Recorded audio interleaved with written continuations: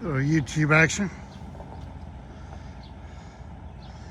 I didn't know he was here already. I would have blocked the road for him. But there's no traffic. Perks have been a holiday. Fine job there, driver. Come on back. Okay, let's go show you our truck. So, had an owner operator, he's been here 2 years.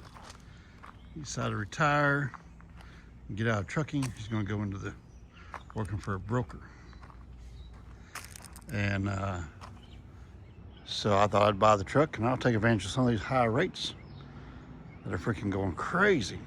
But I can probably only take a weekend run because my office job is pretty demanding. But anyway, so here's the truck. I went to my logging guy. Sold him two of those white. I sold him both those white Freightliners. He blows the horn every day. Anyway, so it's 2023 Peterbilt with the Cummins. I'm missing a gear shifter. She's automatic. I put new matching rubber on it yesterday, all Yokohamas. And they use like a Bridgestone 710, but the Yokohamas, they were, with my tire guy, they were $3.99 a piece. So we got to get her cleaned up, clean the wheels up. I may have some Peterbilt mud flaps in the garage from my other Peterbilt. Put some matching mud flaps on it. And got the trailer tires. We'll show you those in a minute. So, yeah, she's not a bad truck, man. Pretty clean. It's got a little scratch right here on the bumper. The winglets are off. One's laying right there in the windshield. I got to find part numbers to try to buy those. And then he smoked a deer. And I had to replace this bumper here, but that's pretty crucial there. It looks like to be all one-piece hood. So I'm gonna, nope, it seems right there.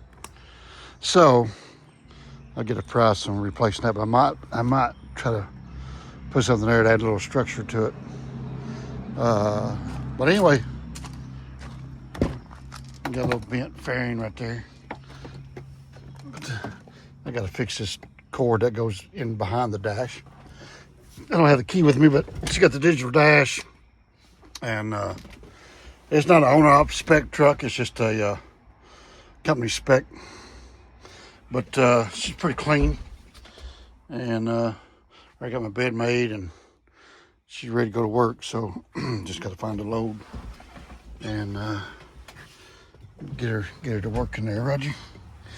So yeah, so he's gonna give it up with today's markets and go work for a broker.